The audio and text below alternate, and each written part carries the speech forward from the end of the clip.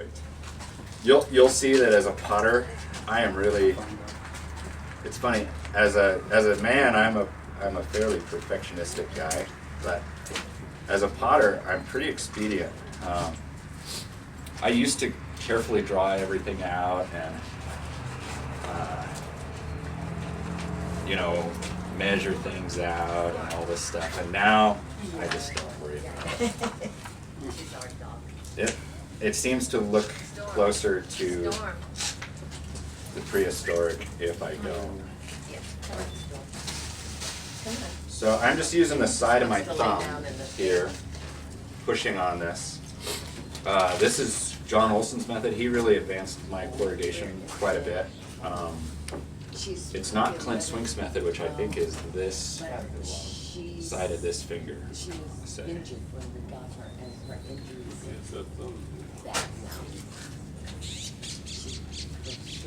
Are you left-handed or right-handed? I am right-handed, so I'll use my right hand to make the little coils. But it's weird, I'll switch off. You'll see me switch off. And I don't get very big coils. John Olson will make pretty long ones, but I get pretty short ones. And one thing you really want to do is try and make your coils consistent.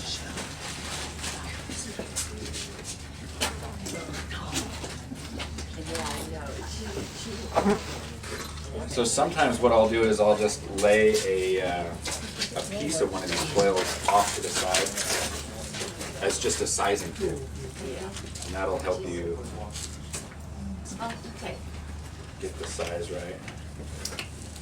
Since I don't have very much clay, I'm going to try and make this fairly aggressively curved so I can make a fairly small vessel because I don't have very much clay.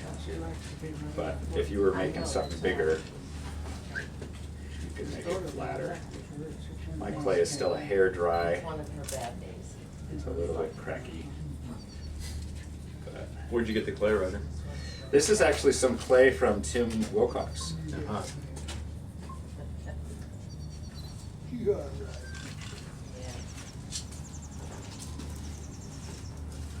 So, and it'll end up looking like this, of all these little things smushed together, and then I'll use a little scraper to clean that up. Sure, yeah. Just like that. Sure. So I've got a good little start here. And they always look a little ugly, and you'll be tempted to manhandle it. Don't worry about it. Just let it go. It'll fix itself. And even if you get a weird pinch or that kind of thing, they fix themselves. Part of it is the overall look. It's an averaging, that's right. And part of it is the overall look of the pot. So I pinch my two ends together, and I'm careful to kind of squeeze out the air if it's got a little thing that looks like that. Yeah, the little snake mouth is not your friend. So you can see I'm really trying to curve it up here, and I can change the shape, of where I'm going by the angle of my thumb and how I'm smushing it. So now I'm trying to do a pretty good angle, because like I said, I have very little clay. You have to pardon me, I'm getting over bronchitis here. I think he's got big hands where he can do that one whole roll by himself, that coil by yourself, pretty easily. However, small hands can be useful in the... I think smaller hands are better for, like I have a big thumb too, for actual corrugation. Right.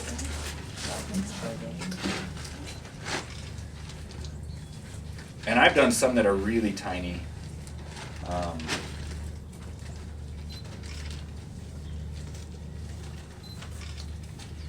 It helps if you eat a little more breakfast and not as much coffee too. So you're not as shaky.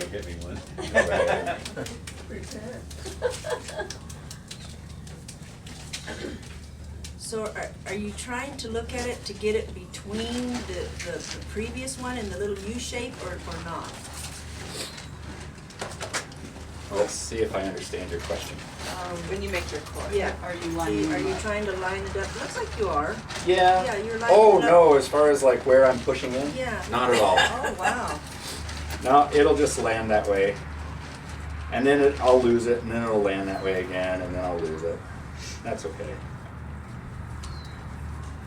And you can really vary the look of this by how you use your thumb. So for example, these are really the side of my thumb kind of at an angle, whereas this is really the side of my thumb really straight. You can see that the mark is really kind of straight down. Variation. And there's quite a bit of variation in prehistoric pots as well. You know, everybody has a different style of corrugating. What comes natural. And it changes over time too. Like my really early corrugated pots are, I don't know, they're a lot less expedient than newer pots. So I don't worry at all about where I'm pinching. I'm just going to town here. It's Looks like lining you have up pretty good though. quite a bit of overlap. How do you try to keep your overlap really even? as you go Kind of into the- even. And I'll actually go in here with my fingernail and kind of smooth some of this out. Line my ear. That's where my coils come apart. So on the inside. Yeah, so one of the things you really have to work on is not manhandling it enough that, because you'll start to do this and it'll just keep trying to make a plate. Yeah, that's what And I then tried the one inside time. will come apart. So you just gotta be gentle with it. Not bad. Do not manhandle, is what I tell people. But if it does, you know, I mean, and I guess one of the things I try and think of is, if it's not going the way you want it, it's just play. Push it Yeah, up. I You know. know, try it again. Yeah. We're all doing this because we like to do it, so. So I'm getting that shoulder going now. Sometimes if it's a big pot too, you reach a spot where it's really kind of like floppy, and then I'll set it down and let it set up a little bit. The bottom, that helps with that manhandling problem too. Better than the Show the cold. love.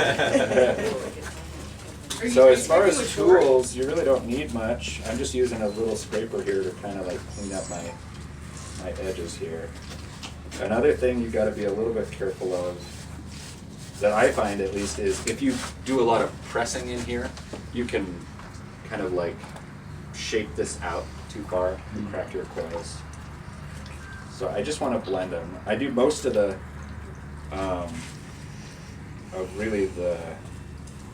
sticking the coils together with my pinch. This just kind of cleans up those edges.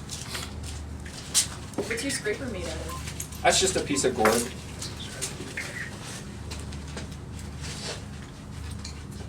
Does your clay start a little wetter than you would use for another sort of That's a pot? good question. Yeah, I like it a little bit wetter, because as soon as you do that, it really dries a lot. This is pulling moisture out of my clay, and the air is pulling moisture out of my clay. So I may actually pause here in a bit and change.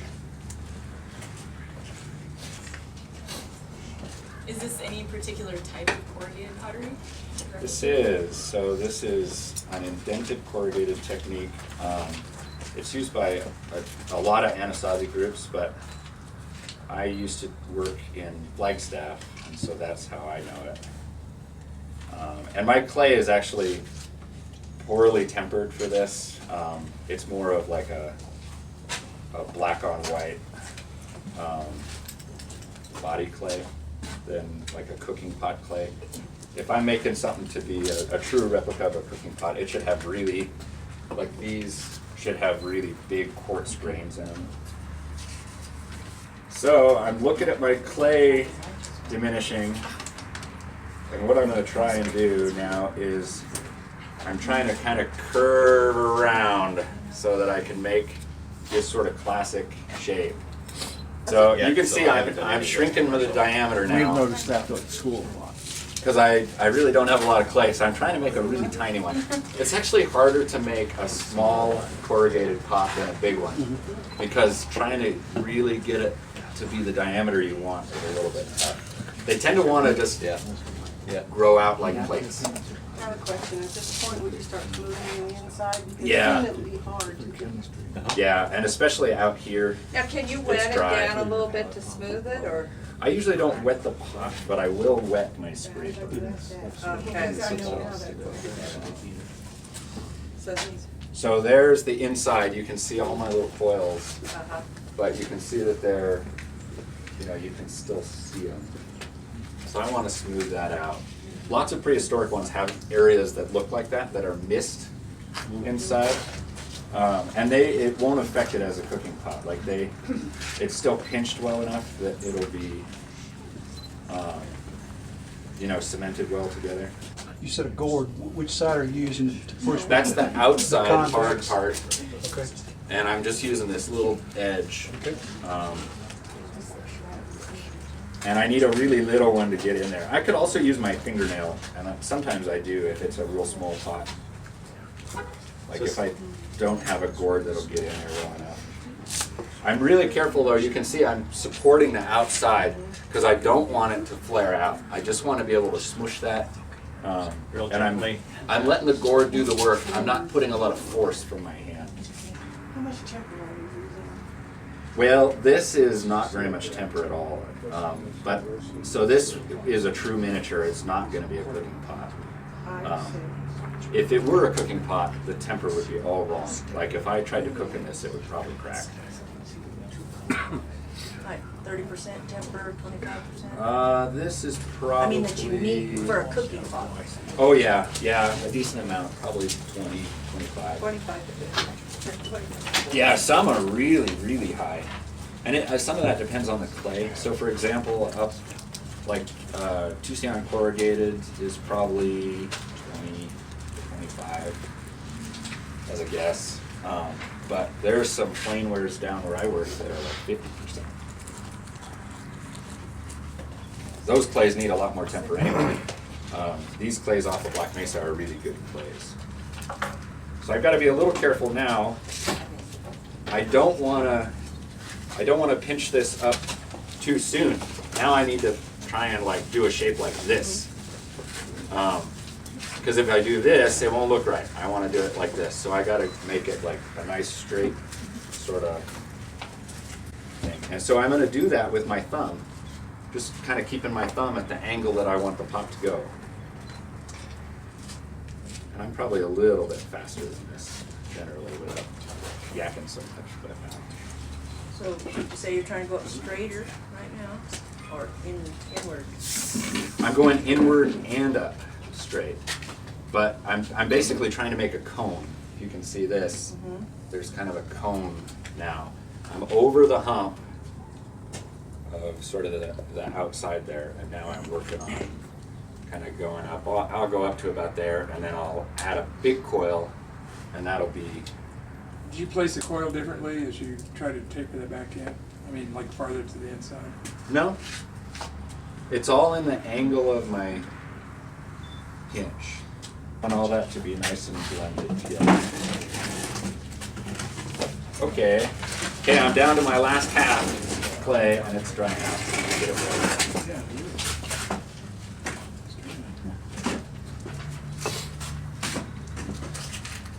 Now, is the percentage of temper in this is about like 20, Oh, 15%, 10%? Yeah.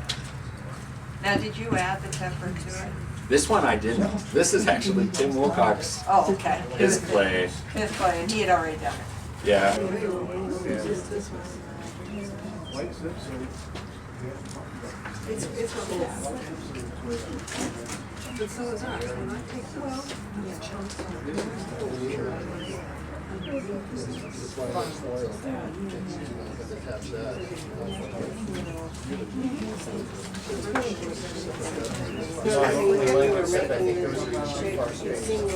what I found is, I mean, and I hold it through crossways. Yeah. Are you pulling up from the bottom? It's still took me. I'm. To get a little hang about stepping around and. It probably is changing a little bit, because it really depends on how you're using your thumb. It's changing. If you do it a bunch, you'll make a whole bunch of ones that want to become plates, and you'll be frustrated, and then you'll kind of get it. How long did you use? I mean, so you boil. There's a lot of mistakes to get there to the good one. It's just a matter of like, yeah, just practicing. Just remember it's only play, and you're doing it because you want to do it, you know, it's all for fun. And this isn't black. This is BWE, so that's for the reduction kiln, which there'll be some more pots coming along for that. It's looking good. I'm going to make this pot with the clay that I have. It's that Hopi clay that Wayne. So I'm going to keep going up a little bit more, and then I'll make a big coil. That's Alkali Ridge from Utah. Utah.